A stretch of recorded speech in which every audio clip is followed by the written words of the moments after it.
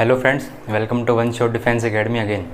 Friends, जैसे कि आपको पता होगा कि भाई जो हमारे ट्रिग्नोमेट्री की सीरीज़ है वो लगातार one shot defence academy YouTube channel पर चल रही है। और जितना भी हमने ट्रिग्नोमेट्री की अब तक की सीरीज़ करी है उसमें हमने ट्रिग्नोमेट्री के बेसिक्स पढ़े हैं और इम्पोर्टेंट डिडक्शंस पढ़े हैं और इम्पोर्टेंट वैल्यूज़, एक्सेप्शनल वैल्यूज, ये सारी चीज़ें हम पढ़ चुके हैं। और उन पर जितने भी प्रीवियस ईयर क्वेश्चन बन सकते थे हमने मैक्सिमम तौर पर उनकी प्रैक्टिस की है।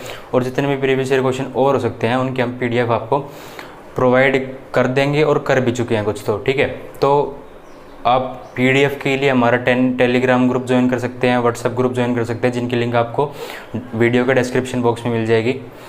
तो फ्रेंड्स, हमने देखा कि भाई ट्रिग्नोमेट्री के जितने भी बेसिक्स थे और जो वीडियो हो सकती थी ट्रिग्नोमेट्री के रेशियोज़ के हिसाब से वो हमने कंप्लीट कर ली। आज हम ट्रिग्नोमेट्री में हाइट एंड डिस्टेंस पढ़ेंगे, जो कि NDA के हिसाब से और एयरफोर्स नेवी में शायद 1 या 2 क्वेश्चन आ सकता है, लेकिन NDA के हिसाब से 3 से 4 क्वेश्चन भी बन सकते हैं। तो डिफेंस के एग्ज़ाम्स के जितने भी पार्ट हैं, NDA हो चाहे एयरफोर्स हो, नेवी हो, उन सब के हिसाब से बहुत ही इंपॉर्टेंट चैप्टर बन जाता है ट्रिग्नोमेट्री का, क्या, हाइट एंड डिस्टेंस। तो आज हम हाइट एंड डिस्टेंस के बारे में पढ़ेंगे और देखेंगे कि भाई कैसे हम हाइट एंड डिस्टेंस के क्वेश्चंस को बहुत ही इजीली वे पे टैकल कर सकते हैं, बहुत ही आसान तरीके से। ठीक है, बिल्कुल आसान तरीके से टैकल करेंगे और देखेंगे कि कितने स्पीडली हम क्वेश्चंस को सोल्व कर सकते हैं। जैसे भाई आपको पता होगा कि अगर मैं यहाँ पे एक राइट एंगल ट्रायंगल बना लूँ, मान लो, ठीक है, और ये राइट एंगल ट्रायंगल हो गया, ये एंगल थीटा हो गया और एक एंगल ये हो गया। ठीक है, ये एंगल भी थीटा हो गया। अब भाई जब हम मान लो कोई ऑब्जर्वर यहाँ है, ऑब्जर्वर का मतलब कोई भी हो सकता है, आदमी हो सकता है या और कोई चीज़ भी हो सकती है। ये ऑब्जर्वर है मान लो, और यहाँ से अगर वो ऊपर की तरफ देख रहा है, तो जब भी कोई ऑब्जर्वर ऊपर की तरफ देखेगा तो हमेशा एंगल ऑफ एलिवेशन बनता है। हमेशा जब भी ऊपर की तरफ देखेगा तो हमेशा कौन सा एंगल बनता है भाई? हमेशा एंगल ऑफ एलिवेशन बनता है।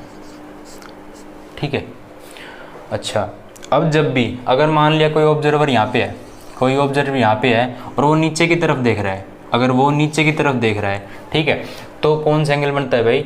तो एंगल बनता है एंगल ऑफ डिप्रेशन बनता है। इसका मतलब ये हुआ कि अगर मैं यहाँ पे ऑब्जर्वर खड़ा है, अगर मैं यहाँ से देख रहा हूँ, इसका मतलब एंगल ऑफ डिप्रेशन यहाँ से बनना चाहिए था, लेकिन ये गलत है। एंगल ऑफ डिप्रेशन जब भी बनता है तो जो यहाँ वाला एंगल होता है उसका अल्टरनेट वाला एंगल तो यहाँ पर बनेगा, और उसका फिर जो एंगल ऑफ डिप्रेशन बनेगा वो यहाँ से बनता है, ना कि यहाँ से। तो ये आपने सीखा। ठीक है, ये एक इम्पोर्टेंट बात होगी। तो जब भी हम एंगल ऑफ एलिवेशन बनाएंगे, तो जब यहाँ से कोई आदमी ऊपर की तरफ देखेगा तब एंगल ऑफ एलिवेशन बनेगा, और जब भी कोई ऑब्जर्वर ऊपर बैठा है और नीचे की तरफ देख रहा है तो एंगल ऑफ डिप्रेशन बनता है। और एंगल ऑफ डिप्रेशन यहाँ के बजाय यहाँ नहीं बनता, मतलब एंगल ऑफ डिप्रेशन यहाँ पर बनता है एंगल ऑफ डिप्रेशन। इस बात का आप ध्यान रखेंगे भाई। ये बहुत ही बेसिक बात थी हाइट एंड डिस्टेंस की, कि कैसे हम एंगल ऑफ एलिवेशन और एंगल ऑफ डिप्रेशन बनाते हैं। ठीक है, अच्छा, अब हमने देखा कि भाई एक जो इम्पोर्टेंट बहुत ही बेसिक सा फॉर्मूला होता है कि PBP HHB और SCT। ठीक है, परपेंडिकुलर बेस, परपेंडिकुलर हाइपोटेन्यूस और बेस, और साइन कोस टेन, ऐसा हम बोलते हैं। बच्चे अलग अलग तरीके से याद कर लेते हैं। पंडित बद्री प्रसाद हरी हरी बोले, सोना चांदी तोले, पाकिस्तान भूखा प्यासा, हिंदुस्तान हरा भरा, ऐसे कुछ बच्चे याद कर लेते हैं। तो एस का मतलब यहाँ पे साइन हो गया, ये कोस हो गया, ये टेन हो गया। हमें क्या इंपॉर्टेंट बात पता चली कि भाई अगर मान लिया एंगल थीटा है, तो साइन थीटा की वैल्यू, कोस थीटा की वैल्यू और जो टेन थीटा की वैल्यू है वो क्या निकल के आ गई भाई? वो निकल के आ गई P/H, B/H और P/B। ठीक है, मैक्सिमम साइन कोस 10 का यूज़ करेंगे हम हाइट एंड डिस्टेंस के क्वेश्चंस को निकालने के लिए, और इनके रेसिप्रोकल्स जो होते हैं कोसिकेंट थीटा, सीकेंट थीटा और कोट थीटा, इनका मिनिमम यूज़ होता है हाइट एंड डिस्टेंस में। Mainly sine theta, cos theta और टेन थीटा को हम यूज़ करते हैं हाइट एंड डिस्टेंस के क्वेश्चंस को सोल्व करने में। हमने ये देखा, अब भाई एक तो आपने टेंथ क्लास में ट्रिग्नोमेट्री सीखी थी, उसमें आपने बहुत ही बेसिक तरीके से हाइट एंड डिस्टेंस को सीखा था, ठीक है। हाइट एंड डिस्टेंस को बेसिक तरीके से कैसे सीखा था कि भाई हमने मान लिया कोई हाइट दे दी पोल की और बेस निकालना है, ठीक है। तो आपने देखा कि भाई थीटा एंगल मान लो 30 डिग्री दिया हुआ है, तो आपने लगाया sine 30 is equal to tan 30 लगाया कि भाई पी बाई बी होता है, क्योंकि परपेंडिकुलर बेस की रिलेशन में हमें क्वेश्चन निकालना है। तो tan 30 equal to P by B, और फिर आपने पी की वैल्यू पुट करी, बी की वैल्यू पुट करी और टेन 30 की 1/√3 पुट करी, तब आप क्वेश्चंस को सोल्व करते थे। ऐसा आपने 10th क्लास में किया था। लेकिन अभी हम एंट्रेंस एग्जाम दे रहे हैं, और अभी हम एंट्रेंस एग्जाम में बेसिक लेवल से नहीं करेंगे, हम कुछ ऐसा नया चीज़ सीखेंगे कि भाई जिससे आपका क्वेश्चन स्पीड अप हो सके, बहुत ही फास्ट हो सके आपका क्वेश्चन, और बहुत जल्दी आप आंसर ले पाए हाइट एंड डिस्टेंस के क्वेश्चंस में। तो चलो सीखते हैं कि भाई बहुत ही बेसिक बात लेकिन क्वेश्चंस को तेज कर देगी वो बात, वो हम सीखते हैं। तो भाई जो पहला पॉइंट होता है, पहला पॉइंट ये होता है कि भाई मान लिया कि एक राइट एंगल ट्रायंगल है ABC। ABC एक राइट एंगल ट्रायंगल है। इसमें भाई जो ये एंगल है ये 30 डिग्री है, ठीक है, और जो ये एंगल है ये 60 डिग्री है। भाई क्या बता रहा हूँ मैं कह रहा हूँ कि मैंने एक राइट एंगल ट्रायंगल मान लिया ABC, जिसमें ये वाला एंगल तो 30 डिग्री है और ये वाला एंगल 60 डिग्री है, मैं ये बता रहा हूँ, ठीक है।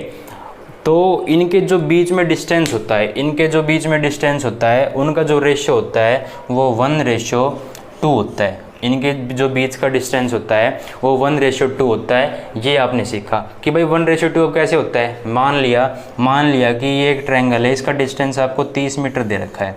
पूरा ट्रायंगल है, उसका जो बेस की वैल्यू है वो 30 मीटर दे रखी है। तो हम इसको दो भागों में तोड़ देंगे, 1 और 2 में। तो मतलब 10 और 20 में तोड़ दिया तो 1:2 ही तो देगा। इसका मतलब ये वाला डिस्टेंस 1 है, मतलब 10 मीटर हो जाएगा, और ये पूरा डिस्टेंस कितना हो जाएगा भाई 30 मीटर हो जाएगा। इसको हम सोल्व बेसिक से भी कर सकते हैं, मैं बता रहा हूँ दोबारा, इस चीज़ को हम सोल्व बेसिक से भी कर सकते हैं। लेकिन हम क्वेश्चंस को स्पीड अप करने के लिए, क्वेश्चंस को एग्जाम में फास्ट करने के लिए ये चीज़ें सब याद कर लेते हैं, जिससे हमारा क्वेश्चन एग्जाम में बहुत फास्ट होता है और हमें बहुत हेल्प मिलती है हाइट एंड डिस्टेंस के क्वेश्चन को तेज़ करने में। अगर मैं दूसरे पॉइंट की बात करता हूँ, तो भाई दूसरा पॉइंट ये है कि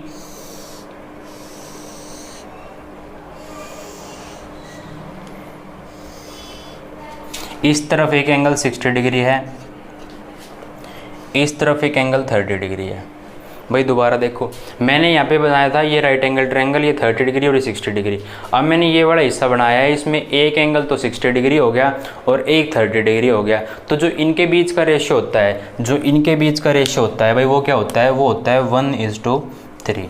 इनके बीच का रेशियो क्या होता है भाई, 1:3 होता है। ये आपने देखा, ठीक है। इनके बीच का जो रेशियो होता है 1:3 होता है। बिल्कुल सेम पैटर्न पे एक और डायग्राम बनता है कि भाई तीसरी डायग्राम क्या बनता है कि मान लिया कि ये दो सेम हाइट के पोल हो गए, यहाँ से एक एंगल बना, यहाँ से एक एंगल बना। मान लिया ये एंगल 30 डिग्री का है, ये एंगल 60 डिग्री का है। तो भाई इनके जो बीच का रेशियो होता है, वो भी क्या होता है भाई, 1:3 होता है। इस बात का आप ध्यान रखेंगे कि भाई जब भी इस तरफ 60 डिग्री उस तरफ 30 डिग्री होता है तो हमेशा 1:3 का रेशियो बनता है। इस बात का आपने ध्यान दिया। अब चौथी बात क्या आती है भाई, चौथी बात ये आती है जो कि बहुत ही इंपॉर्टेंट बात भी है कि अगर मैं एक राइट एंगल ट्रायंगल बना दूं, ABC मान लिया, ठीक है। ये एंगल मान लिया 30 डिग्री, ये मान लिया 60 डिग्री। भाई दोबारा देखो कि भाई मैंने एक राइट एंगल ट्रायंगल मान लिया ABC और वो एंगल 30 डिग्री है और ये एंगल 60 डिग्री है। और अगर मैं इसकी जो डिस्टेंस है, इसका डिस्टेंस b मान लेता हूँ और पूरे का डिस्टेंस a मान लेता हूँ। अगर मैं पूरे का डिस्टेंस a मान लेता हूँ और इसका डिस्टेंस b मान लेता हूँ, तो जो AB की हाइट है, वो डायरेक्ट क्या निकल के आती है भाई, जो AB की हाइट है वो डायरेक्ट √AB निकल के आती है। इस बात का आप ध्यान रखेंगे, ठीक है। मान लो कि आपको एक ट्रायंगल दिया हुआ, कह रहा है कि एक आदमी है जो एक पोल से x मीटर की दूरी पर है, जो एक पोल से x मीटर की दूरी पर है, वो कुछ डिस्टेंस आगे चलता है, और फिलहाल वो जो हाइट ऑफ द पोल है वो पोल से y मीटर की दूरी पर हो गया, ठीक है भाई। पहले यहाँ पे था x मीटर की दूरी पे, फिर वो चला कुछ और वो अब y मीटर दूरी पर हो गया पोल से। तो बताओ पोल की हाइट क्या है। तो भाई आपको या तो आप बेसिक से सोल्व करो, बेसिक से सोल्व करके मतलब पहले 30 डिग्री से ये पूरा बेस निकालो, फिर इससे ये बड़ा बेस निकालो, फिर माइनस वगैरह करके फिर कहीं जाके आपकी हाइट निकलेगी। उससे अच्छा है कि हमने डायरेक्ट याद कर लिया कि भाई अगर ये a डिस्टेंस है, इतना डिस्टेंस b है, तो जो हाइट ऑफ द पोल हो जाएगी, या हाइट ऑफ द ट्री लगा लो, कुछ भी लगा लो, ठीक है, जो हाइट होगी वो क्या हो जाएगी, √AB हो जाएगी। इस बात का आपने ध्यान दिया। और बहुत ही भाई इंपॉर्टेंट केस है ये, ठीक है। अगर आप हाइट एंड डिस्टेंस के क्वेश्चंस को बहुत तेज़ करना चाहते हैं तो ये सब आपको याद करना पड़ेगा, इस बात का आप ध्यान रखेंगे। अगली चीज़ क्या आती है भाई, अगली चीज़ ये आती है कि मान लिया एक राइट एंगल ट्रायंगल है, ये कौन सा 5th पॉइंट है। अगर मान लिया कि ये राइट एंगल ट्रायंगल है जिसमें ये एंगल भी 45 डिग्री है और ये एंगल भी 45 डिग्री है।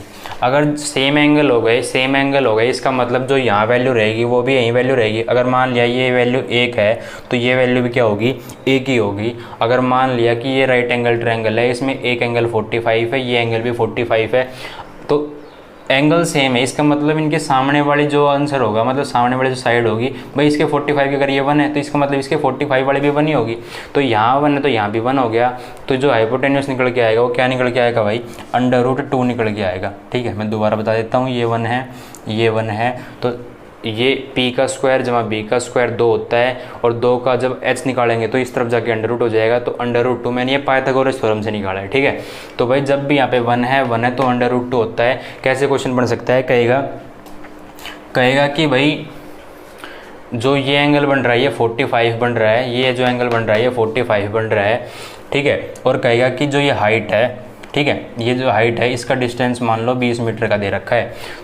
तो पूछेगा कि ये वाली हाइट, ये वाली जो लेंथ है ये बताओ। एक तो तरीका है कि आप 10 45 लगा के तब बेसिक से सोल्व करो। दूसरा तरीका ये है कि आपको डायरेक्ट याद है कि भाई ये 20 है तो ये भी 20 होगा, ये पूछ रखा है तो मैं सीधा 20 √2 कर दूंगा, यही आपका आंसर हो जाएगा कि भाई ये 1 है, अगर ये 20 दे रखा है तो ये भी 20 होगा, और ये 20 है, तो बस मेरे को क्या करना है, 20 से मल्टीप्लाई कर देना है, तो 20√2 आपका आंसर हो जाएगा। ये आपने देखा, ये 5 पॉइंट हो गए भाई। अगले पॉइंट की ओर बढ़ते हैं। अगला पॉइंट क्या कहता है, अगले पॉइंट को मैं पहले मिटा देता हूँ, फिर आगे बढ़ते हैं। और अगला पॉइंट जो छठा और सातवां पॉइंट है भाई, वो बहुत ही इंपॉर्टेंट पॉइंट है, उनको आपको बहुत ही डिटेल से समझना है। और अगर आपको एक बार वो दिमाग में बैठ गई तो भाई मैं ये वादा करता हूँ कि हाइट एंड डिस्टेंस क्वेश्चंस को आप बहुत ही जल्दी सोल्व करने लग जाओ। चलिए भाई अगला पॉइंट देखते हैं, जो कि 6th पॉइंट है कि मैंने एक राइट एंगल ट्रायंगल बना लिया, 30 डिग्री यहाँ पे है, 60 डिग्री यहाँ पे है। तो आपको क्या इंपॉर्टेंट बात याद रखनी है कि भाई जब भी एक राइट एंगल ट्रायंगल में एक एंगल 30 डिग्री होगा, एक एंगल 60 डिग्री होगा, तो जो 30 डिग्री का एंगल है उसके सामने वाली साइड क्या होती है, उसके सामने वाली साइड छोटी होती है। जो बड़ा एंगल होता है उसके सामने वाली साइड बड़ी होती है। इसको आप दूसरे तरीके से याद कर सकते हो कि छोटे वाले एंगल के साथ में बड़ी साइड होती है और बड़े वाले एंगल के साथ में छोटी वाली साइड होती है। और आप इसी क्या याद कर सकते हो कि भाई 30 डिग्री के साथ वाली साइड क्या होगी, बड़ी होगी, और 60 डिग्री के साथ वाली साइड छोटी होगी। मैं दोबारा लिख देता हूँ, स्टार पॉइंट मार्क कर लो भाई इसको, कि 30 डिग्री के साथ वाली साइड बड़ी होगी, the side near to 30 degree will be large, ठीक है, और 60 डिग्री के साथ वाली साइड छोटी होगी। The side near to 60 degree will be small. ठीक है, मैं क्या कहना चाह रहा हूँ, मैं ये कहना चाह रहा हूँ कि भाई अगर ये 1 है, अगर ये 1 है तो ये √3 हो जाएगी। ठीक है, अगर √3 है तो ये 1 है, इसका मतलब 30 के साथ वाली साइड बड़ी है और 60 के साथ वाली साइड छोटी है। 30 के साथ वाली साइड बड़ी होगी, 30 के साथ वाली साइड √3 है मतलब बड़ी है, और 60 के साथ वाली साइड छोटी होगी, तो 60 के साथ वाले अगर 1 है तो ये √3 से छोटी है, ये हमने देखा। ठीक है, दूसरे तरीके से क्या समझाता हूँ कि भाई जब भी आपको ये देगा कि भाई 60 और 30 देगा और ये बताएगा कि ये एक राइट एंगल ट्रायंगल है, इसमें 30 एंगल है, एक 60 डिग्री एंगल है, तो आपको यही ध्यान रखना है सीधे तौर पर कि भाई 30 के साथ वाली साइड बड़ी होती है और 60 के साथ वाली साइड छोटी होती है। ये एक बहुत ही इंपॉर्टेंट बात है। इसी से रिलेटेड, बिल्कुल इससे रिलेटेड जो 7वां पॉइंट है वो क्या कहता है, वो ये कहता है कि भाई एक राइट एंगल ट्रायंगल है जिसमें ये एंगल 30 डिग्री है, ये एंगल 60 डिग्री है और ये एक राइट एंगल ट्रायंगल है, ये बताया। भाई क्या कहता है ये पॉइंट कहता है कि जब भी अगर मान लो ये √3 है, ये √3, ये 1 है, ये √3 है, ये 1 है, 30 के साथ वाली साइड बड़ी, 60 के साथ वाली साइड छोटी, तो ये कहता है जब भी, ये कहता है जब भी हमें साइड छोटी या बड़ी करनी होती है, छोटी या बड़ी करनी होती है, तो हम √3 का इस्तेमाल करते हैं, √3 का इस्तेमाल करते हैं। कैसे? जब साइड बड़ी करनी हो तो √3 से मल्टीप्लाई करते हैं, √3 से गुणा करते हैं। साइड छोटी करनी हो तो √3 से भाग करते हैं। जब भी साइड छोटी करनी हो तो √3 से भाग करते हैं और जब भी साइड बड़ी करनी हो तो √3 से गुणा करते हैं। ठीक है, इंग्लिश में बोल देता हूँ कि भाई whenever we have to increase or decrease the side we use √3 whenever we want to decrease or increase the side. If we want to increase the side we multiply the value by √3. It means if the given value is x and we want to increase the side,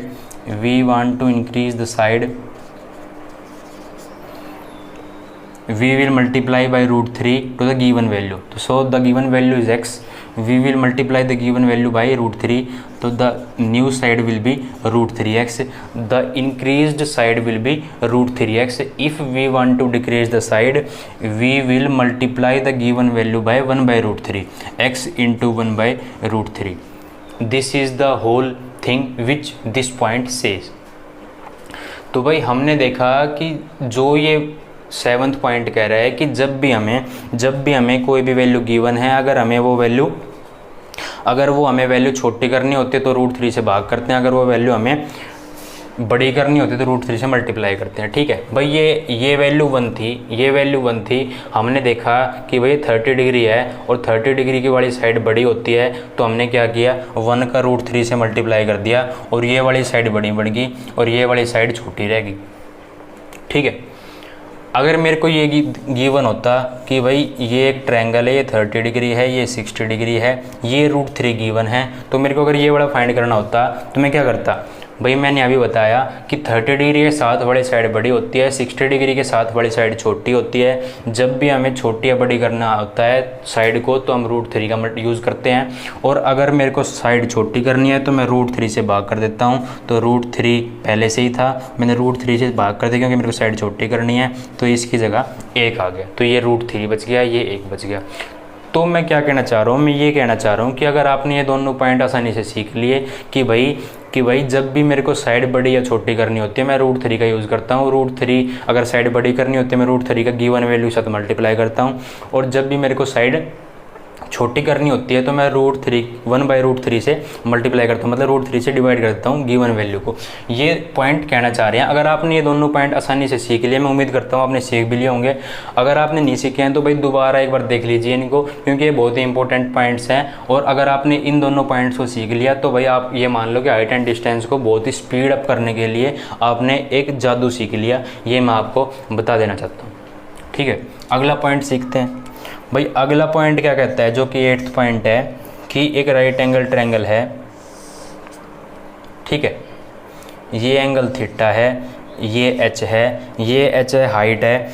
तो भाई ये कहना चाहता हूँ मैं कि जब भी, ये बहुत ही इंपॉर्टेंट पॉइंट है, इसको स्टार मार्क करके लिख लो कि the side near to angle theta, the side near to angle theta, मतलब मैं इस साइड की बात कर रहा हूँ, इस ब्लू वाले साइड की, कि भाई the side near to angle theta will always return as will always be return as H cot theta. जब भी हम किसी ट्रायंगल में अगर एच दे रखा है, एंगल थीटा दे रखा है और हमें आंसर जो भी पूछ रहा है कोट थीटा वगैरह की फॉर्म में पूछ रहा है, तो हम हमेशा एंगल को जस्ट उस साइड को जो एंगल के साथ में है, उसको हमेशा एच कोट थीटा की फॉर्म में लिखेंगे। भाई ये बहुत ही इंपॉर्टेंट पॉइंट है, इस बात को आप ध्यान रखेंगे। ठीक है, एक इंपॉर्टेंट पॉइंट ये हो गया। मान लिया एक पानी की झील है, ये क्लाउड है, यहाँ पे h मीटर पे है, तो नीचे भी उसकी हाइट h मीटर ही होगी क्लाउड की। ये मैंने आपको बताया थोड़ी देर पहले। ठीक है, तो मतलब h सेम रहेगा, जो h है वो सेम रहेगा दोनों जगह, ये आपने सीखा।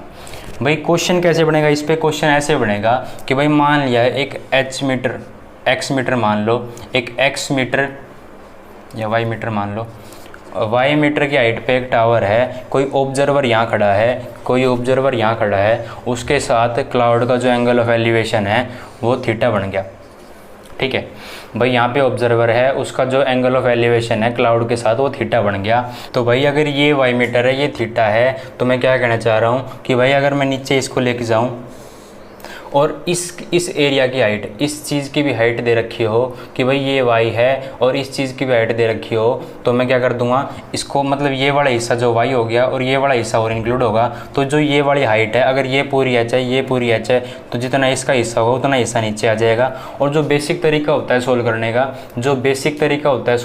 क्वेश्चंस का, वो ये होता है कि पहले मैं इसकी वैल्यू निकालूंगा, फिर मैं इसकी वैल्यू निकालूंगा और दोनों को मैं इक्वल पुट कर दूंगा, तब जाके आंसर आएगा। फिलहाल में आप इतना सीख लीजिए कि भाई जब भी हाइट इतनी होती है क्लाउड की तो नीचे भी h होती है, और जब भी ऑब्जर्वर इतने डिस्टेंस पर यहाँ ऑब्जर्वर होता है तो एंगल थीटा बनता है। और जब भी हम सोल्व करना चाहते हैं क्वेश्चन को, तो पहले हमें ये वैल्यू निकालनी होती है, फिर ये निकालनी होती है, तब हम क्वेश्चन को बेसिक से सोल्व करते हैं। अगर मैं अगले पॉइंट की बात करता हूँ जो कि 10th पॉइंट है, 10th पॉइंट क्या कहता है, 10th पॉइंट ये कहता है कि भाई ये एक वॉल है,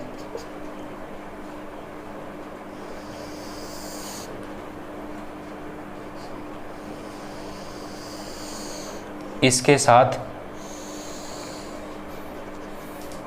एक सीढ़ी खड़ी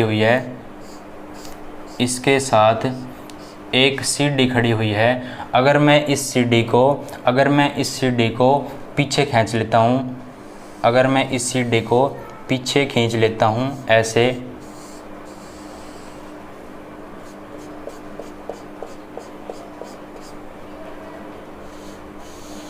अगर मैंने सीढ़ी को इतना पीछे खींच लिया, मतलब ये जो डिस्टेंस है, ये डिस्टेंस मान लिया b है और जितना मैंने पीछे खींचा वो डिस्टेंस a है, जितना मैंने पीछे खींचा वो डिस्टेंस a है। और ये ज़रूरी नहीं है कि भाई जितना आप इतना खींच रहे हो वो उतना ही पीछे गया, ये बिल्कुल ज़रूरी नहीं है, ठीक है। इस बात का आप ध्यान रखना। कई बार बच्चे सोच लेते हैं कि भाई जितना ये डिस्टेंस b है उतना ये a खिंच जाएगा, तो जितना b गिवन है मैं उतना ही आंसर लगा दूंगा। भाई ये बिल्कुल गलत है, ये ज़रूरी नहीं है। आप खींच के देखना, अपने घर में एक सीढ़ी लगाना और सीढ़ी लगा के नाप के देखना है भाई, ठीक है। पूरा जितना भी फीता वगैरह होता है वो लेके और नाप के देखना भाई कितने डिस्टेंस कवर हो रहा है जब मैं सीढ़ी को इतने पीछे खींच रहा हूँ, क्या उतनी खींच रही है, सब आप करके देखना अगर आपको प्रैक्टिकल नॉलेज लेनी है तो ये b डिस्टेंस है, मैंने a डिस्टेंस पीछे खींच लिया और मान लिया ये एंगल अल्फ़ा है, ये एंगल बीटा बन गया। तो आपसे पूछेगा कि जो ये डिस्टेंस पीछे खींचा गया है ये कितना है वो बताओ। आपसे क्या पूछेगा कि जो डिस्टेंस मैंने पीछे a खींचा है उसकी वैल्यू क्या होगी। तो भाई हम बेसिक से सोल्व ना करने की बजाय हम डायरेक्ट एक फार्मूला याद कर लेते हैं कि भाई a is equal to b into में tan अल्फ़ा प्लस के beta by 2, a is equal to b into में tan अल्फ़ा प्लस के बीटा बाई 2। ये हमने याद कर लिया कि भाई a is equal to tan alpha plus के बीटा बाई 2 होता है, ठीक है भाई, ये हमने याद कर लिया। तो जब भी CD के क्वेश्चन आते हैं, जब भी CD के क्वेश्चन आएगा कि भाई ये एंगल, ये डिस्टेंस भी दे रखा है, ये दे रखा है, ये अल्फ़ा है, ये बीटा है, और तो a is equal to b into में tan अल्फ़ा प्लस के बीटा बाई 2 होता है। ये आपको ध्यान रखना है। एक चीज़ और इम्पोर्टेंट रहती है कि भाई एक स्फेरिकल बैलून है, जो कि 11th पॉइंट है कि भाई एक स्फेरिकल बैलून है, कई बार वो एंगल यहाँ से बनाएगा,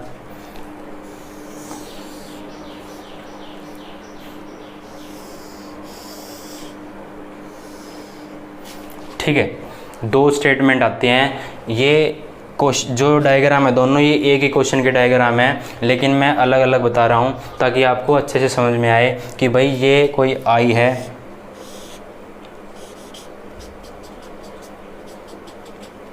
ठीक है, ये किसी आदमी की आंख है, किसी ऑब्जर्वर की आंख है, उसका जो आंख से जो स्फेरिकल बैलून पे जो एंगल बन रहा है, वो मान लिया अल्फ़ा बन रहा है, और जब ये बोलेगा कि स्फेरिकल बैलून है, आई से एंगल ये बन रहा है अल्फ़ा, और जो सेंटर में एंगल बन रहा है उसी ऑब्जर्वर की आई से जो सेंटर में एंगल बन रहा है वो बीटा बन रहा है। तो आपसे फिर कुछ भी पूछ सकता है, डिस्टेंस पूछ सकता है, और ये बेस की वैल्यू पूछ सकता है, ये वाला डिस्टेंस पूछ सकता है, ठीक है, ये वाला डिस्टेंस पूछ सकता है, कुछ ना कुछ गिवन होगा, रेडियस गिवन होगी, जो भी गिवन होगा, ठीक है। ये एंगल आपको बता देगा कि भाई ये अल्फ़ा है, ये बीटा है, तो वो क्वेश्चंस पे डिपेंड करेगा कि भाई कैसी चीज़ें पूछ रहा है। तो ये पूरा बेसिक था हाइट एंड डिस्टेंस का, और ये 10 से 11 पॉइंट जो हैं अगर आपको ये समझ में आ गए तो मैं ये पक्का कह देता हूँ, ये पक्का श्योरिटी देता हूँ कि भाई आप हाइट एंड डिस्टेंस क्वेश्चन को बहुत ही तेज़ी से करने लग जाओगे और बिल्कुल भी टाइम नहीं लगाओगे हाइट एंड डिस्टेंस क्वेश्चन को करने में। ये हमारी बेसिक जो हाइट एंड डिस्टेंस का था उसका लेक्चर था। अगले लेक्चर में हम हाइट एंड डिस्टेंस के ऊपर जितने भी क्वेश्चंस प्रीवियस ईयर में आए हुए हैं या जितने भी और मैं अपनी तरफ से क्वेश्चन कराऊंगा, जो क्वेश्चन एक्सपेक्टेड हैं, जो बन सकते हैं एग्जाम में, उन क्वेश्चंस की हम प्रैक्टिस करेंगे और देखेंगे कि भाई कैसे आप हाइट एंड डिस्टेंस के क्वेश्चन को बहुत ही स्पीडली कर रहे हो और मज़े से कर रहे हो, किसी भी क्वेश्चन को करने में आपको कोई दिक्कत नहीं आ रही। और तो मैं ये उम्मीद करता हूँ कि आपको जितने भी 10 से 11 पॉइंट थे ये समझ में भी आए होंगे। नहीं आए हैं तो एक बार दोबारा वीडियो को देखना, आपको पक्का समझ में आए, क्योंकि मैंने बहुत ही बेसिक से पढ़ाया है, बहुत ही इंपॉर्टेंट पढ़ाया है। और ना क्वेश्चंस को बेसिक से ना करके हम कैसे इनको डायरेक्ट याद कर लेते हैं और कैसे इनको अप्लाई करते हैं एग्ज़ाम में क्वेश्चन को बहुत ही फास्ट करने के लिए। तो फ्रेंड्स, उम्मीद करता हूँ कि आपको ये वीडियो अच्छी लगी होगी। इस वीडियो को लाइक कीजिए, शेयर कीजिए, और भाई देख मैं हर बार कहता हूँ कि चैनल को सब्सक्राइब ज़रूर किया करो, क्योंकि आपका चैनल का सब्सक्राइब करना मेरे को बहुत मोटिवेशन देता है। मेरी पूरी टीम को, जो वन शॉट डिफेंस एकेडमी की टीम है, उस पूरी टीम को बहुत मोटिवेशन देता है, क्योंकि अगर आपने सब्सक्राइब कर दिया तो अच्छी बात है,